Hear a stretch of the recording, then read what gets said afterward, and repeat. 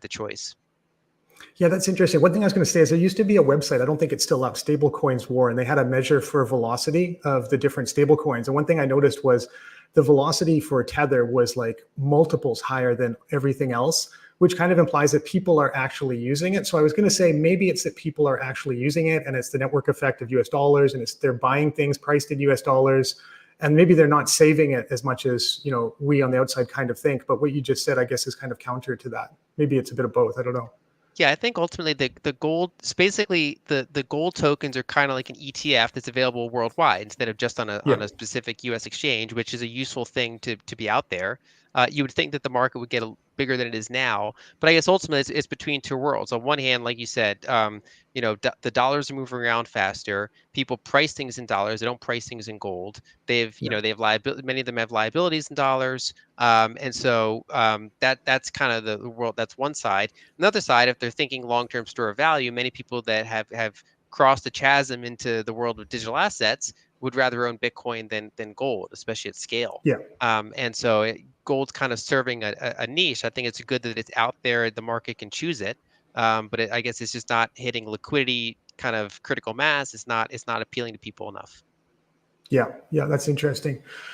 Samson, shifting over to you. So there's been a lot going on in nation state Bitcoin stuff. So over the last week or so, we've had rumors that Trump is in favor of building a Bitcoin as a strategic reserve asset. And then a couple of weeks before that, we had Germany unloading 50,000 Bitcoin for almost $3 billion. What are your thoughts on those headlines? Well, I think it was a big mistake for Germany to sell. And I'm working with Joanna to put together a plan for them to buy it back this October. So we'll see what happens there. At a higher price. Yeah, well, you get Bitcoin at the price you deserve, right? So it might be higher, probably will be higher. But I think it was a big mistake for them to sell. I believe they had to sell because it was a seized asset, and legally they had to dispose of that quickly, relatively quickly. And it's debatable if it was on the right time horizon or not. But it is what it is, and I think this is going to be a major point of regret for the German people in the future. And it's not too late for them to buy back, so we'll see what happens, how it plays out. But the Trump thing is really interesting. A lot of people were asking me what I think about that, and Trump is a interesting character. I think he likes to follow through on his promises, at least in some capacity. So I remember in his last presidential campaign, a big part of it was, aside from Make America Great Again, it was build the wall. We're going to build the wall. And they did kind of build a wall. It was not the wall that maybe everyone envisioned that's kind of bisecting the US and Mexico 100%. But there was a wall built, and it was a decent-sized wall, and it's still there. So I think as long as he follows through with his promise and he buys some Bitcoin, maybe he's not going to put 1 million Bitcoin into a strategic Bitcoin reserve, but he might put 10,000 or 100,000. And I think that's good enough to really kick off that train of nation-state Bitcoin accumulation and strategic Bitcoin reserves. So I think no matter what, something good will come of Trump winning the presidency. Yeah, and it's bigger than the US too, because I think it's like when you talk to regulators over here in Taiwan or elsewhere in Asia, their first question is like, okay, well, what is the US doing? Okay, what is Japan doing? They don't want to be first movers. They kind of want to see what the US is doing. So I think if the US sets that precedent, then it makes it really, it's just like with the ETFs, it makes it much easier for regulators and policymakers and central bankers and other jurisdictions to kind of follow through and do the same thing. So it could be another big, wave of capital, which is exciting. Yeah, and we did see that exactly play out for the ETFs, right? The US passed the ETFs first, and then we saw the Hong Kong ETFs pass, and then the Australian ETFs passed. And I know from behind the scenes that the regulators were looking at the US first, so to provide that indication that it's okay. So it'll be the same thing, I think, for the strategic Bitcoin reserves. So El Salvador did start the nation-state Bitcoin adoption game, but no one's really emulated them yet. But I think that's because it's still too small. But the US coming in, no matter at the size of their accumulation, it's going to be a totally different ballgame. Yeah, I guess El Salvador is kind of a very unique situation where a lot of things came together at the same time, right? Where you've got a dollarized economy, so they can do that. They can adopt a second currency, I guess. And then you've also got this very, progressive, forward-thinking young kind of visionary leader who's has a real strong political mandate to do it. I think it's really difficult to do in almost any other place. Well, the interesting thing is, I didn't think it would happen in the US, but recent events with Trump and what he's saying seem to point in the direction that they will do it. So we're going to have a major economy adopt Bitcoin in a very significant way. And I don't think the repercussions are much predicted and understood yet, but I believe it's Omega candle material. Yes. What about Canada, Samson? Is Canada going to have a strategic Bitcoin reserve? I know we sold all of our gold in like 2012. Are we going to make up with it by buying Bitcoin, you think? Well, it depends. So a lot of the work we do at Jan 3 is working with governments and politicians around the world. And a lot of our effort is really just biding our time and waiting. So there were a few countries in LATAM that seemed promising, and we were at a decent level of discussion and discourse. But then there was a change in the government, and that kind of reset everything back to zero. But it plays the other way too. So in Canada, with the Trudeau government, I think there's a zero possibility that anything meaningful will happen. If they had more gold, they'd sell it, right? And they would get rid of it for whatever reasons they do that. But I think there is hope in Canada with a government formed by Pierre Poilievre. He has been talking about sound money for some time now. And I've met with him before too. So I understand that he has a good grasp of money and what money is and why you want sound money. But I think the Conservative Party is keeping him from talking about Bitcoin until the election is won, because it can be a divisive or an issue that could cost voters. So I think they're keeping quiet on that topic because, unfortunately, he did talk about Bitcoin right before the downturn. If he talked about it now, I think it'd be a different situation. But they're playing their cards very close to their chest. So, yeah, I would say give it a year. That's the next election in Canada, 2025. And then we might see Canada following the US if Trump wins and he follows through with his promise. Yeah, so there's obviously a lot of things in flux in the world at the moment. And it's perfect kind of macro stuff in terms of writing material, Lyn. I think the consensus view now is that we're kind of at the tail end of this rate hike cycle. What is that your view as well? And what does that mean for the economy, for inflation, and for Bitcoin? Yes, that's my base case. The market's gone through these cycles where they priced in a bunch of cuts that never happened. Now they're pricing in mild cuts going forward, and I think that's a fairly rational approach. We're kind of, for a while now we saw pretty dislocated markets. So, in the U.S., for example, manufacturing was weak. Obviously, commercial real estate was weak, but a lot of the labor stuff was really strong. A lot of the consumer spending was really strong. And what we've seen in the past couple months is the labor market has softened. And the consumer spending is softened, and so that kind of that final leg that was kind of holding things up particularly strong is weakening a little bit. And so my expectation is we probably have later this year and into early next year probably some rate cuts ahead. And one of the things I point out though is that much like how the U.S. economy was fairly insensitive to rate hikes, there's a good chance it's going to be fairly insensitive to rate cuts. So basically, the U.S., more than most other countries, locked in a lot of long duration fixed rate mortgage debt, compared to most other countries in the world. And also, our corporations tend to borrow from the bond market more than banks at a higher rate than other countries. And so, our private sector tends to lock in this fixed rate debt wherever possible. It's kind of how our markets are structured. And so, combined with the amount of fiscal deficits that are happening and the fact that the government's debt, ironically, refinances at these higher rates more quickly than the average private sector, we've had a situation where there are some parts of the economy that are very punished by the higher rates, such as commercial real estate or small businesses that are relying on bank loans. But those big chunks of the economy have been fairly resilient to the rate hikes. And if they do trim by a handful of basis points, it doesn't mean that we're going to get any sort of mortgage refinancing wave of any meaningful scale, because not that many people locked in these high mortgage rates.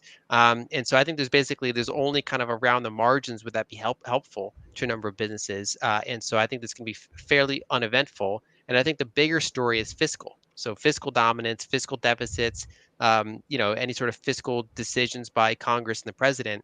I think all of that in this particular era matters a lot more than central banking does, even though central banking is still a variable. And do you think the markets will also be in? Oh, go ahead, Samson. I want to go back and hear Lyn's take on the Trump Bitcoin, support?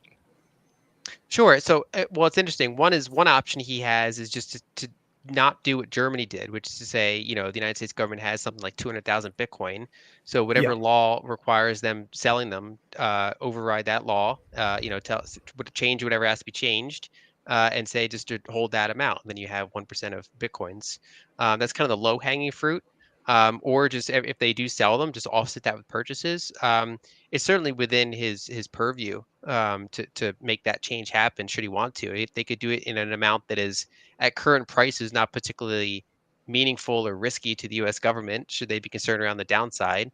Um, the a bigger story there is that in Trump's first term, he had a mix of people. Some of them were in favor of dollar devaluation, and some of them were in favor of kind of holding the dollar where it is. Um, and because he had a goal of reducing the trade deficit, and he did the tariffs, and they didn't really do much to actually affect the trade deficit. It's still there, it's still growing. The second term, the similar voices he's going to have from the dollar devaluation side. There was an interview not that long ago, as it was in like late June, I think it was, with Bloomberg with Trump, and they asked him about the state of the economy, and the first thing he does is go into like relative currency differentials with Japan and China, which is normally not what you'd hear out of a Trump description of the economy. So basically, currency is top of mind for the president, for the vice president, and for his former trade representative. And so I think there's a higher chance in the second term they'd have some more meaningful kind of currency interventions. And one of the methods of currency weakening is reserve accumulation. You can create more of your currency units. Basically, you're doing what MicroStrategy did, except it's the government's currency instead of their equity. They create more currency units, and they use it to buy reserve assets. Is something that a lot of trade surplus nations do on a regular basis to prevent their currency from increasing. And with some of these people in administration, it's not out of the realm of possibility they could include Bitcoin as part of their reserve accumulation if they wanted to go that approach. And I'm not saying it's going to happen, but I think the voices that would point to something like that are probably going to be a little bit stronger in the second term if a second term happens compared to the first term. There's also rumors that he's going to appoint Larry Fink to the Treasury. Yeah, we'll see. I mean, I've heard We'll see. a couple different rumors now, but yeah, we'll see. And how does all of that impact inflation, Lyn? What's the view for inflation? Well, that's the downside. Basically, Yeah. the complication right now is that he wants to fix the trade deficit, reshore manufacturing, but also both Trump and the Republican Party, their official position is they want to reduce inflation. But one of the risks, one of the high likelihood risks of dollar devaluation, reshoring, and reserve accumulation is a period of inflation with that. So I generally lean toward ongoing waves of inflation, in the next term, let's call it.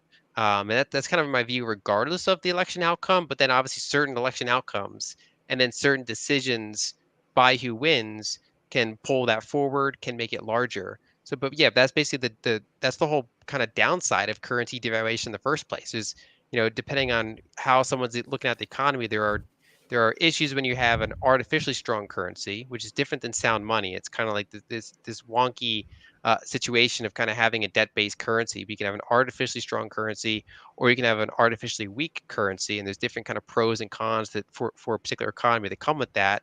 And if they do engage in the approach of saying the dollar's too strong, we want to weaken it, we want to have better trade deals, the biggest risk factor for that is inflation. And I guess that's kind of fundamentally some pain you want to have to go through. It sounds like deglobalization, right? Where you're repatriating manufacturing, you're kind of rolling back some of the globalization that's happened over the last couple of decades and has driven economies like China, also Taiwan. There's no way around that, right? There's pain that I guess you have to go through. And then I guess on the other side, the benefit is that you get higher paying manufacturing jobs that maybe offset some of that pain that people are feeling in terms of inflation. Yeah, that would be basically a more balanced economy. Right now, because the dollar and dollar denominated assets like treasuries are at the heart of the system, it means most currencies trade on kind of trade balance differentials and interest rate differentials. Those are kind of the main components that affect relative currency valuations. The dollar has an extra layer of a monetary premium on top of those variables because so many countries just hold it as the most liquid, reserve asset around. And what that does is that gives an extra boost to American imports and an extra kind of downside to American exports. And so for decades, you had the situation of we run structural trade deficits with the world for a longer period of time and at bigger scale than almost any other country. And then the rest of the world takes their dollar surpluses and buys our assets with them. They buy our treasuries, and they shifted more toward buying our equities. To some extent, they buy our real estate, but our equities and our treasuries are kind of the main things they like to buy. And that gives America, that's really good for Wall Street. That's really good for DC. That's really good for tech. That's really good for hegemony, like sanctioning any country you want, all those types of things. But the main cost of that whole system is deindustrialization. That your domestic lower margin manufacturing sector That's is right. so much Yeah. weaker. And I think that basically the downsides have gotten to enough kind of pushback. Now we're starting to get more populist candidates that kind of question the structure of the system, or we get the military pointing out how much their supply chains are compromised by decades of this kind of shift of physical capital, human capital. And so there are kind of a pendulum swing actions that could pull some of that back. They are generally inflationary, and I think the risk is that they take a lot longer than people think. You can't just flip a switch, bring all the manufacturing home. There's a lot of human capital, basically technicians, know-how that kind of, we invested everything into finance, not into building stuff, and that does take years of building and retraining. So it's a process. It's also the whole supply chain. It just does not exist in America anymore. Like if you want to build something, good luck. So I don't know if reshoring, bringing back manufacturing is even in the cards. I mean, Tesla is doing something there. They managed to build things themselves, but for the most part, like you're saying, when the talent is not there, the disciplines, the engineering capacity to do basic construction of parts, fabrication, all of that is just missing. And I don't know if it can come back. That maybe it'd take decades. I think it'd be at least a decade story, probably longer. The main advantages are that, for example, compared to Europe, America is more energy secure. So America has a secure energy situation, really good river system for and a obviously coast and harbors and stuff for transport. So there are some of that physical stuff, and the main thing that takes time to bring back is the currency has to kind of be meant for it. Then you got, like you said, you got to build up the human capital, and you got to build up the physical infrastructure, things like ports, things like shipping, things like logistics centers. This is a decade minimum story. It's not a one-term thing. That's something that feels like it's much needed in the U.S. though, especially the airports. Need an upgrade. And this is like the repatriation of manufacturing is itself inherently inflationary, right? You think about, people talk about what would an iPhone cost if it was made in the US, and it's like, $20,000, $30,000. So everything is going to be more expensive because labor is more expensive. There's more unions. You don't have, like the situations with Foxconn in China with kind of these kind of exploitive labor practices. You don't get the benefit of that.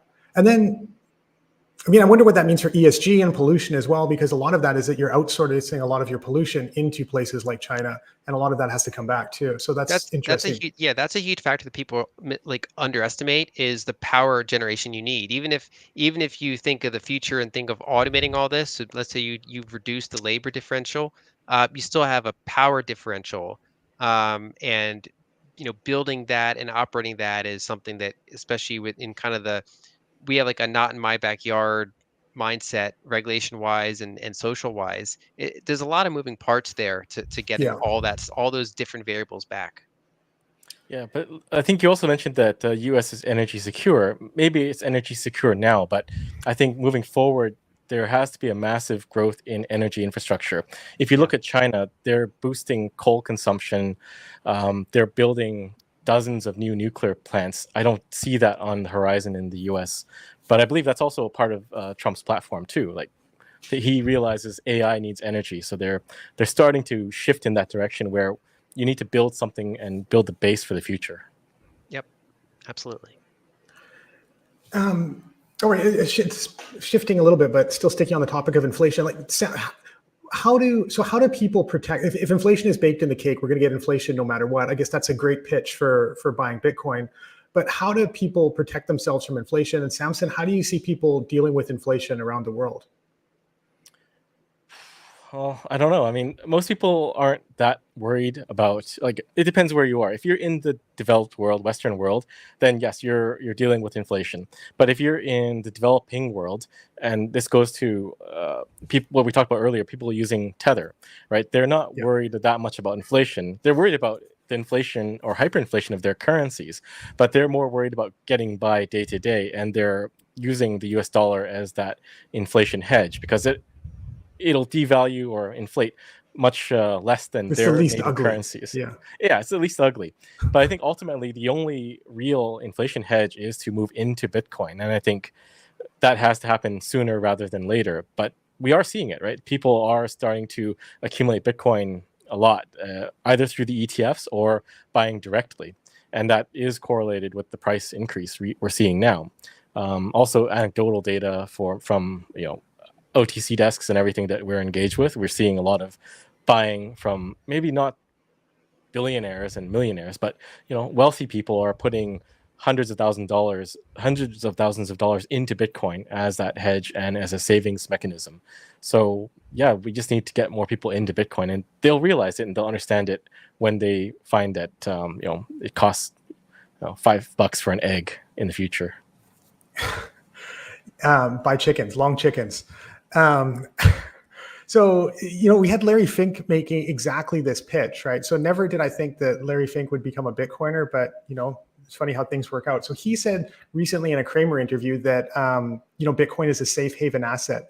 Do you think that he believes this, or is he just talking his book? Because these ETFs have been massively successful, I think, by any metric. They're printing money on them. Do you think that he sees Bitcoin as a safe haven, as maybe part of the solution to some of the problems in the legacy system that we've pointed out, or is it just talking his book? Lyn, or I mean, me? my understanding You go. from BlackRock, because they have teams there, and they do analysis on what they can put in portfolio. My understanding is that there are teams there exploring the question, how does Bitcoin behave in risk off scenarios? And so what one person says on TV, everyone kind of talks the book all the time, but basically my understanding is there is serious analysis into the question of how does Bitcoin behave as a risk on or risk off asset in portfolios? Because if it does behave as a risk off asset, there's different portfolio types you can put it into. When you're kind of measuring, say, the Sharpe ratio, the risk adjusted or volatility adjusted return potential of a portfolio, and there are professionals in multiple firms, I'm sure, including BlackRock, doing that analysis. Yeah, I mean, that was one of the original pitches for Bitcoin is like, if you take a 60-40 kind of portfolio and then you put like, X amount of Bitcoin in it, what does that do to your total return? So that's interesting that everything old is new again. Yeah, and they care. I mean, so depending on what kind of portfolio manager you are, you care about the long term. For example, what does Bitcoin do to a portfolio over a 5-year period? But then also from a shorter term perspective, a number of portfolio managers care, how does Bitcoin behave within, say, a week of risk off conditions? Because they don't want their whole portfolio does worse during that time per se. So there's a time frame management question, and so. And it's funny because obviously risk off asset means different things to different people. For some people, the fact that you self custody your own asset, you don't care that much about volatility, that's one type of risk off asset. It's a bare asset that you own and is portable and is very hard to take from you. But from usually from traditional finance analysis, what they mean is volatility or risk of complete loss. And so they're looking at it and say, in a given week or two of a war breaks out or a banking failure happens or a recession hits, does the asset go up or down? And that's often what they mean by risk off or safe haven. Maybe rephrasing that question a little bit so it's not specific to Larry Fink. Do you see signs of change within legacy finance? Do you see people looking at Bitcoin as a way to kind of tweak the system, or do you see them kind of incorporating it into the system? So over time, I mean, I think the majority of them see it as incorporating into the system. I think that the starting point is a lot of them see it as an investable asset. That's kind of the starting point. There are people that look out years or decades and at least have the question. There'll be a bank and they're looking at Bitcoin, or they're looking at Bitcoin Venture and they're saying, we want to understand this asset in case something could disrupt us a couple decades down the line, right? So there are some people in positions of power and investing, and having an open mind to say, if email disrupted mail, could Bitcoin disrupt what we have now? But I think the majority are still looking at is basically, can we add this to client portfolios? What does it do to those portfolios? A lot of people they focus on career risk at first and foremost. So it's like, if I put this in Yes. a portfolio, if it does well, fine, but if it does poorly in one downturn, I might lose my job. So that's the problem. Yeah, I had exactly that line. And when in 2016, I was at Macquarie and I was pushing the idea of like an ETN or an ETF for Bitcoin. Got introduced to one of our senior fund structurer guys, and he told me, I'm not putting my name next to a Bitcoin product. Had exactly that situation. Another thing I wanted to talk. Exactly right. Yeah, HFSP, right? Another thing I wanted to talk about is how emerging markets and developing markets become not developing markets, because there's not really a good path forward for that, I don't think. And the most recent examples I can think of are kind of like the Asian tigers and China, right? So like China, Taiwan, South Korea, Hong Kong, Singapore, I think are the most recent examples, which is not that recent. I mean, that's several decades ago. And I don't really understand what the path is. Like, what's the recommended path? It seems to be kind of like taking payday loans from the IMF, and there's just no way for them to get out. And I think what El Salvador is doing is something new in a way, but it's also similar to what the Asian tigers did, where it's investment in infrastructure, it's investment in education and technology, and a lot of it being government directed. What do you think the path is out of that, and what role does money play in that? Well, so it's interesting. If you look at the past 50 years or so, there's been hardly any developing countries that became developed. Like you said, there's a handful in Asia that did it. It's a very small sample that managed to do it. And you have kind of a problem there where these countries don't have capital, so they borrow in currencies that others can print, but that they can't print, and that others can harden with higher interest rates or quantitative tightening, or cut interest rates and do quantitative easing. So they borrow in something that doesn't match their assets and cash flows, and it kind of gets rug pulled from them with cycles of tightening and things like that. And that then makes it, some cases, even harder to borrow in their own currency, because any lender is looking at their external debt now, and they're looking at that kind of that volatility issue. And so it's a very difficult trap to navigate, basically going around that system. I mean, Alex Gladstein's been very critical of the IMF and the current kind of the solution to everything worldwide is, well, you have a debt problem, let's fix it with more debt. It's like restructure your debt and do even more debt. But I do think that countries that go around that system make a lot of sense. Accessing capital markets, with tokenized assets on the liquid network or elsewhere. There's a bunch of different methods using technology where possible, and basically, not just kind of going through that playbook and assuming that what didn't work 14 times in a row over, like, you look at a country, they'll have 14 restructurings, and they're in more debt than they ever were. And it's like, there are, I think, bold moves to take to go around that system and do what so far a very small number of countries have been able to do over the past 50 years. Yeah, just going back a bit to the I want to comment on the Larry Fink thing. So I don't think it really matters if he is a Bitcoiner or not. What matters is that he's shifting the Overton window. So the first thing that BlackRock did that I appreciate is that they shifted it that Bitcoin is ESG compliant, because they are the largest ESG investor, and there's been a ton of FUD around Bitcoin boiling the oceans and whatnot. So they kind of nixed that, and you can see that in the media. Like, the media stopped FUDding Bitcoin based on environmental grounds now, or maybe a little bit here and there, but very few and far between. And if Larry Fink is saying this is a safe haven or it's a future reserve asset, I think it's a good thing. And it doesn't really matter what his motivation is, but we know for a fact that his financial incentives are aligned with Bitcoin, because their ETF, their Bitcoin ETF, is the fastest growing ETF ever. It's got the most volume traded of all of them. And likely the fees of that ETF are going to be massively significant for BlackRock as a firm for the next several hundred years. So he's in it, whether he likes it or not. And he's saying the right thing. So I don't think it really matters at that point. your other question about the way that countries can grow, I think for the Asian tigers, like two of them focused on building up financial industry, right? Singapore, Hong Kong, and the other two focus more on manufacturing industry, Korea and Taiwan. So I think the way that countries have to grow and not be burdened with debt is to find industries that they can specialize in and grow. So El Salvador seems to be trying to go the route of Singapore and Hong Kong, right? Financialization. Yeah. I think this is a key thing that they passed the digital securities law that allows for them to support the growth of this digital securities industry. And I think it's still yet to come, but things like the blockchain mining node being so successful, it shows that that is the right way. And if they, fingers crossed, do the Bitcoin bonds, I think that will show that it is the right path forward to create this environment that can foster capital formation and capital creation.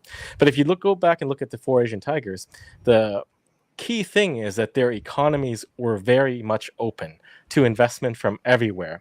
And I think the stagnation that we see currently is when money is degraded and is no longer money. So you have to monitor and track funds and see where everything came from, and there's a line for good money and bad controls, money. Yeah, and capital controls. That's a big part of it now. And with Hong Kong reverting back to China, like everyone I've talked to in Hong Kong is saying it's much tighter than before. It's hard to get money and see that capital formation and growth.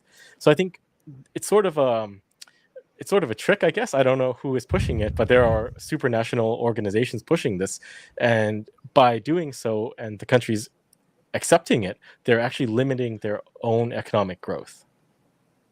Yeah, it's interesting. I mean, circling back to the kind of the IMF thing too, I've had a bit of interaction with some of these countries that have been involved with that. And Samson, you probably had more.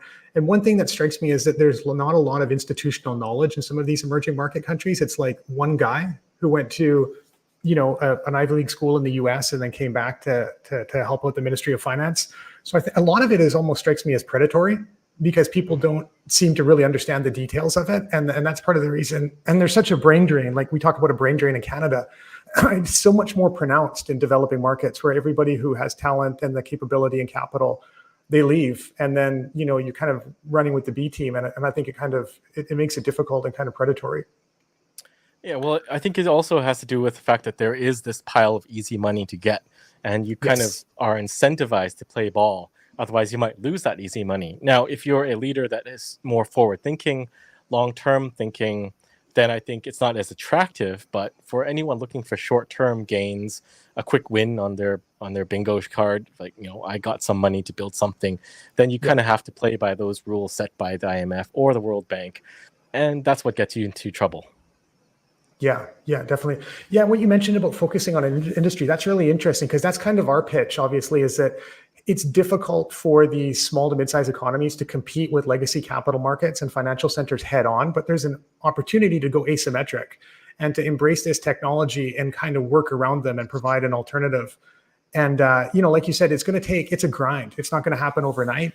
But I think, there is a real opportunity for that. And I think the regulators that we're engaged with, they appreciate it. And that's part of the reason why they're, number one, financial services aren't as big a part of GDP. So you don't get that pushback from these incumbents. And that's the opportunity.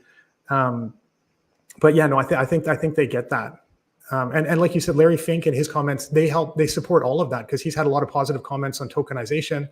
Although I think his motivation is more about, firing his back office and improving margins more than about your own personal freedom. But it's all supportive. All right, shifting gears, maybe ask you quickly, Samson, you touched on Hong Kong.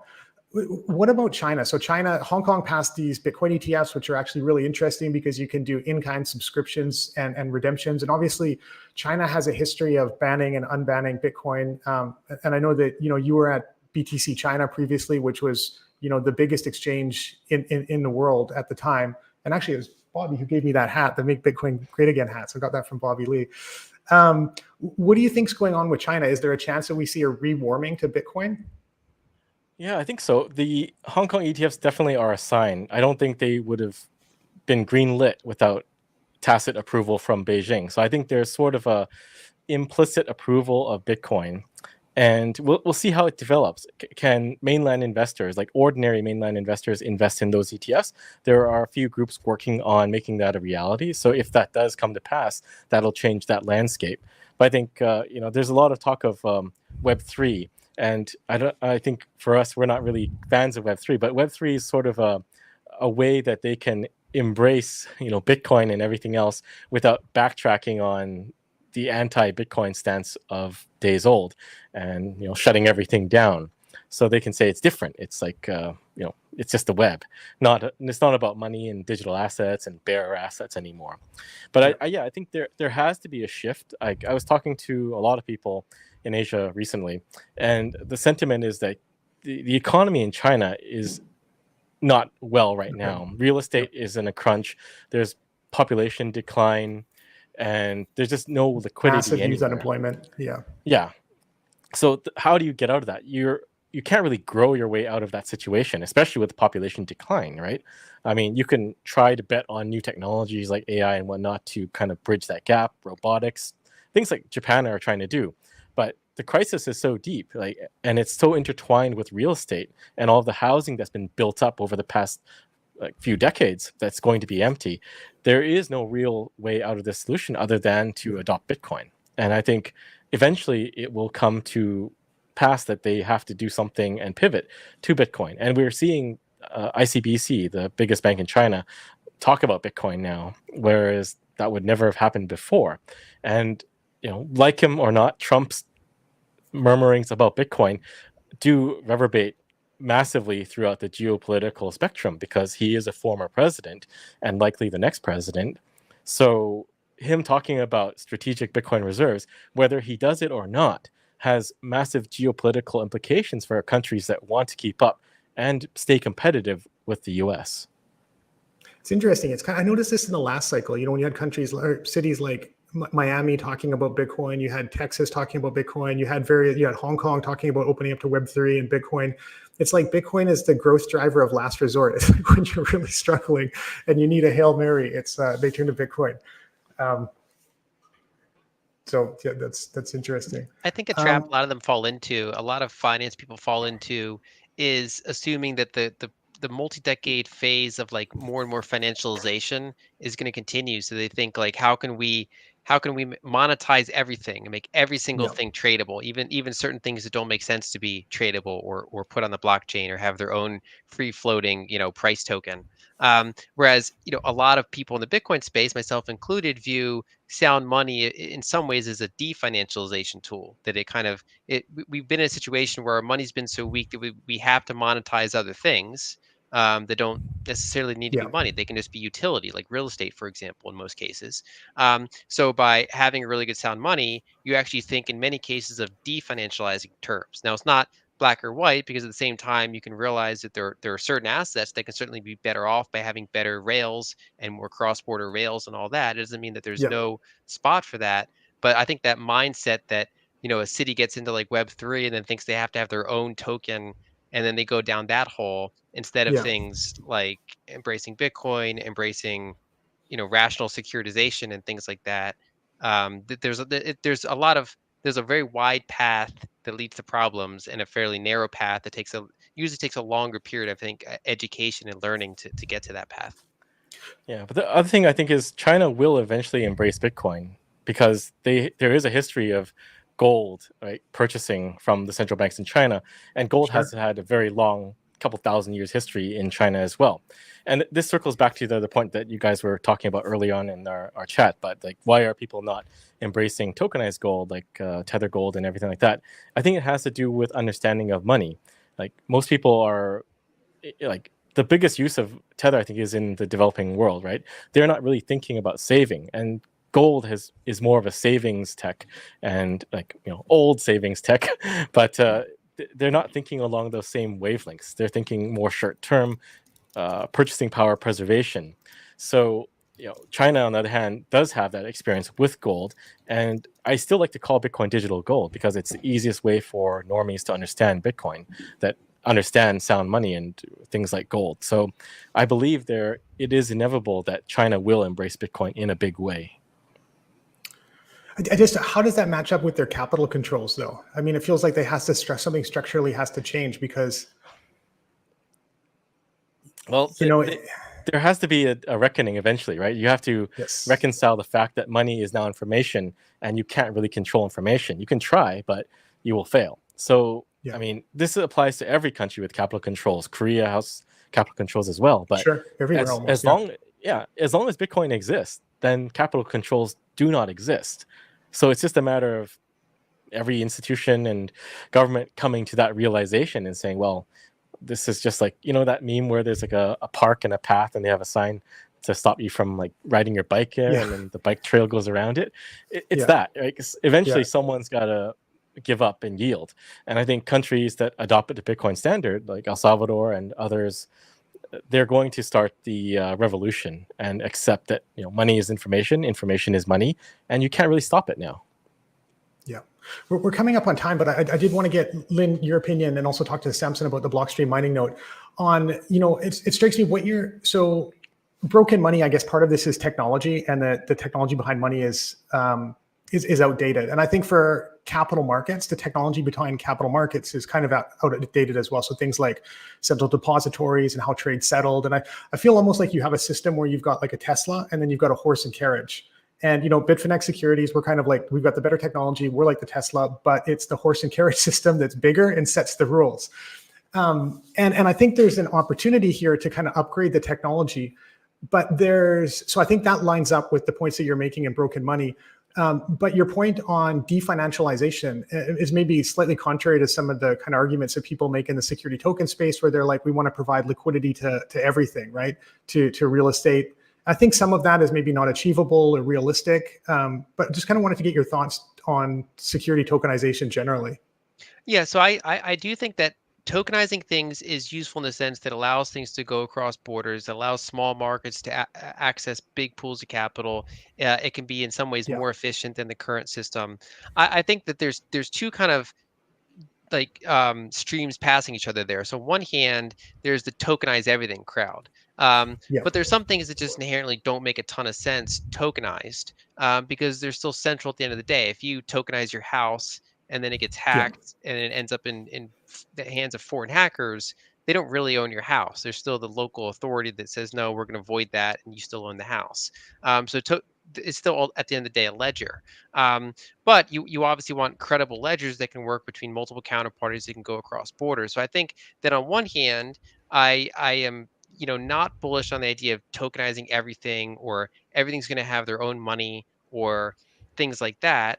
But that doesn't mean that there's not a rational need to improve some of the trading rails that happen and that make these things more efficient. So I've not been bearish on stable coins. I've not been bearish on stable gold coins. I do think that various securities on places like the Liquid network make sense. And that's different than the idea of kind of tokenizing everything, having like a Miami coin, having like my own Lyn coin. That's the tokenization theme that I push back on. Yeah, no, I totally agree. I think it has to go ahead, Samson. Can I get in on the pre-sale of Lyn coin? There will never be a Lyn coin. I think it kind of has to fit into one of those traditional buckets of like, is it equity, debt, is it a fund, a commodity, something like that.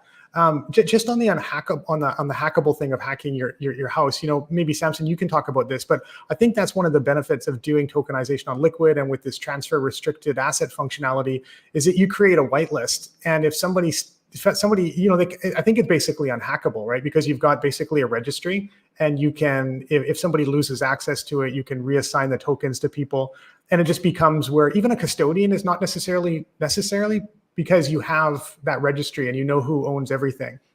So things can't really get stolen. Well, I mean, someone can lose their tokens, right? So for EXO, we had to reissue because some people just lost their wallet. They forgot they deleted Blockstream Green and it's gone. So yeah, I think you do have to restore it sometimes, but the benefit of tradability, I think, it can still warrant tokenization. So I think Lyn's point about your house being stolen is like, obviously they don't own your house, right? Like you can still reclaim it, but it goes for any security token. There is still, a legal contract there, and you can go back to it and fix it in post. But yeah, I think the benefit of tokenization is that you just gain benefits. You have 24/7 trading.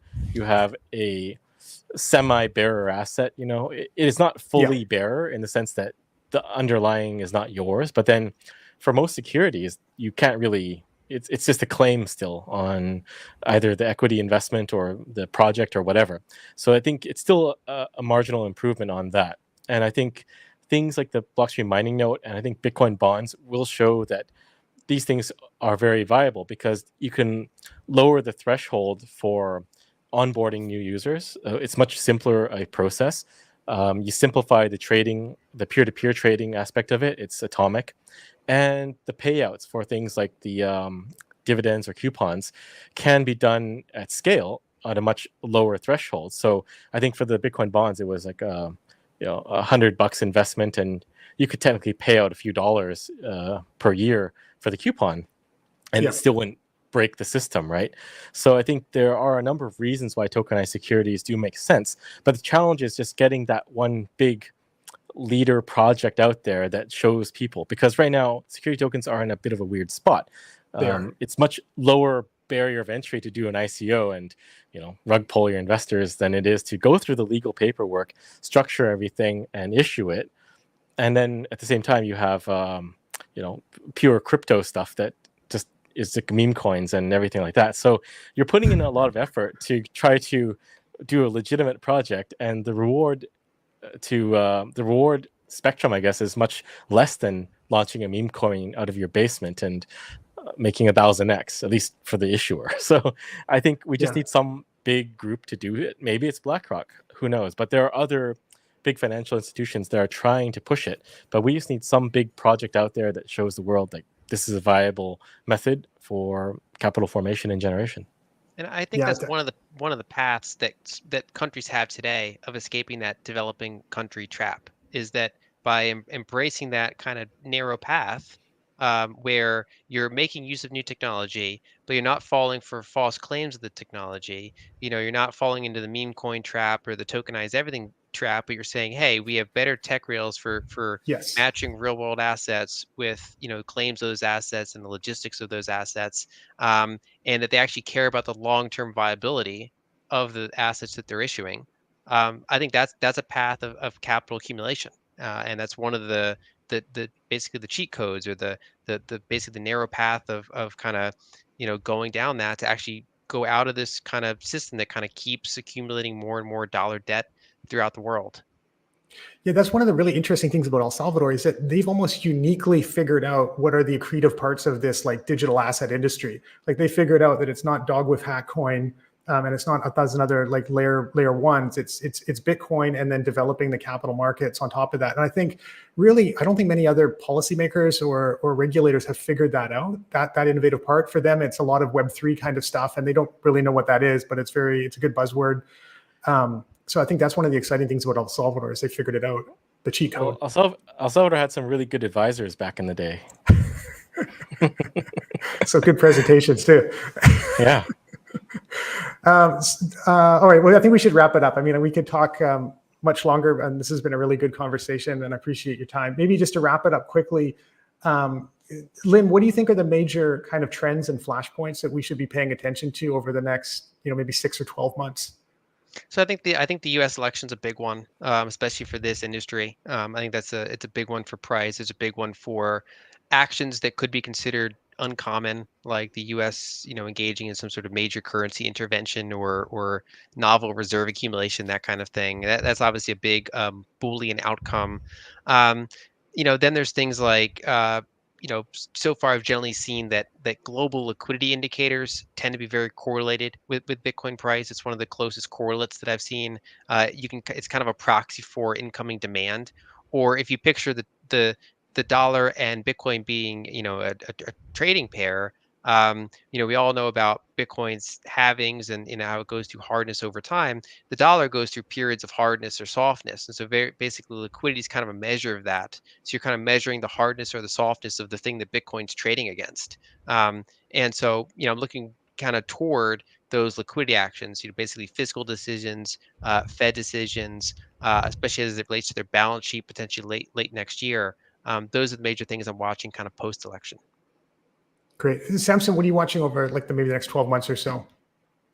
Pretty much the same thing. I think the U.S. election is going to be pivotal, and we have to see what Trump is going to do. But knowing Trump, he always does it in a big way. So I would expect a big announcement, and temper that with what actually is happening or happens in the future. But something will happen, definitely. And I would say this is going to pave the way for more countries to follow, because everyone seems to want to follow the U.S., even though they could front run the U.S. right now. But another indicator is debt, U.S. debt specifically. It's on the increase. The interest to service the debt is also on the upswing. So I think everything is pointing towards Bitcoin number go up massively. And I think Lyn mentioned it to the liquidity is an indicator to watch, but global liquidity is on the uprise. So there is another big bullish factor. So are you still confident in your price target, Samson? Definitely. All right. I am not uncertain. Beautiful. All right. Well, thank you, Samson and Lyn, for your time. I very much appreciate it. It was a great conversation. Everyone watching, don't forget to follow at Bitfinex Securities and at Blockstream on X or Twitter for updates on future episodes. And again, thank you for your time today. Thank you. Thanks, Jesse.